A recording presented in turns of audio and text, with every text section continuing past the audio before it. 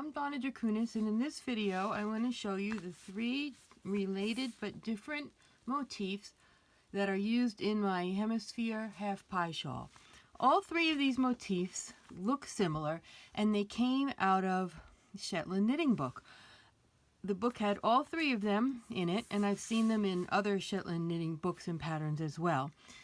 The difference between them is what you do on the wrong side rows. Let's take a look at the swatch first. This version in the middle of the swatch has all plain wrong side rows. Now, the commonality between all these swatches is there's like a little circle or diamond and a big hole in the middle. This version has all plain wrong side rows. So you do a lace row and then a purl row, a lace row, a purl row. You can see that partly because when you look here between the yarn overs, you see 2 strands of yarn that are twisted together, and that shows where you have purled into a yarn over on a plain wrong side row. So that's what that one looks like on the knitting. And this is the chart for it. So you can see it has all plain wrong side rows on the chart.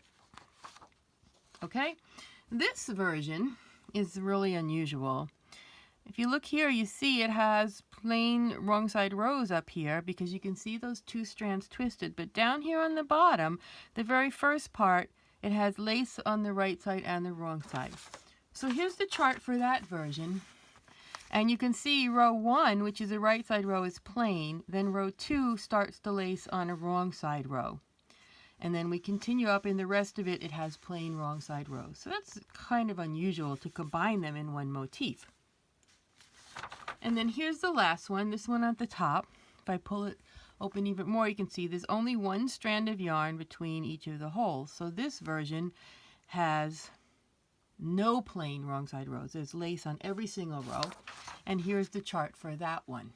So you can see row 1, 2, 3, 4, working back and forth, 5. Everything has lace. And then row 6 is plain because if you were going to continue on, you'd have a plain row between the motifs.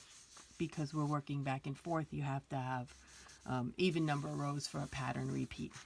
Okay, so that's those 3 motifs. Isn't that interesting?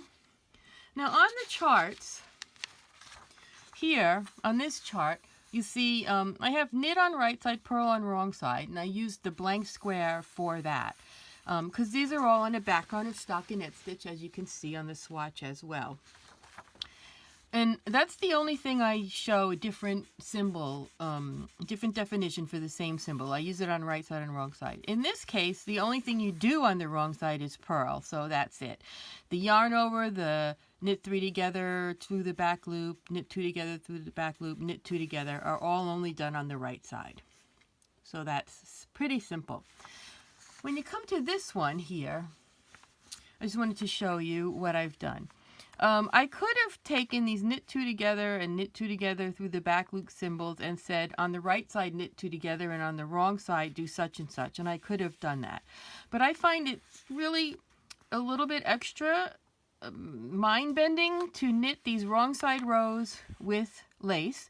First off, you're knitting on the purl sides. You can't see what's going on. Second of all, you're reading the chart backwards. That is, on right side rows, you read the chart from right to left. On wrong side rows, you go from left to right. You have to remember to do that. It looks symmetrical, but it's not, because the decreases will be wrong if you forget to read the even rows that way. And so just because so much is going on, I chose on the wrong side rows to use the symbols with the purl dot to show the purl-wise decreases that we do on the wrong side rows. And I used those symbols on the other one that only has that in one spot as well for the same reason. It's just extra stuff to think about. There's so much going on when you're knitting lace on a wrong side row that I wanted to make it clear, make you remember that those are purl decreases. Even though you're purling everything, you might just forget. It's just one of those things that we need an extra tip. So let me just show you how to do those purl decreases. I have purl 2 together and purl 2 together through the back loop as the definitions for the purl decreases that I use on this project.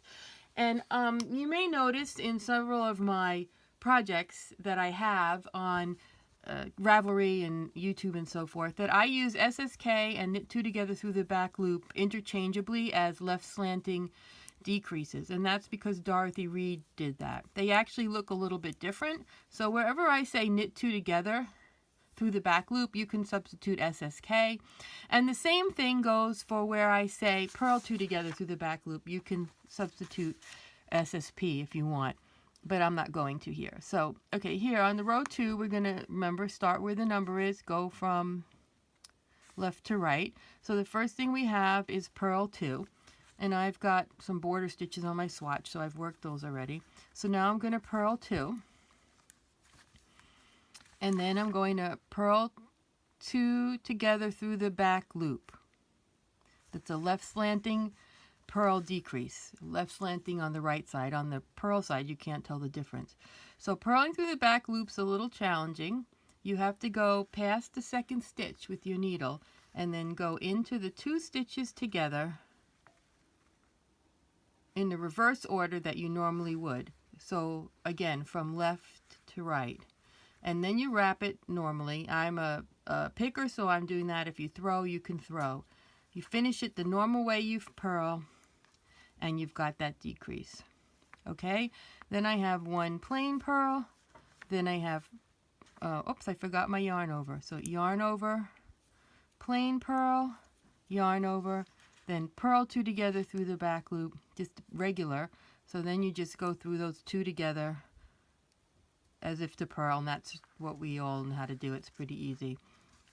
Okay, purl 2, knit, knit, knit is my border on my swatch, so that's nothing, although you do have a 3-stitch border on the Hemisphere shawl. There's a lot more stitches in this. I just want to show you that when we go to the knit side, you can see that these decreases slant the way the chart symbols do. So we did it right. And that's how you work those wrong side decreases for the Hemisphere shawl.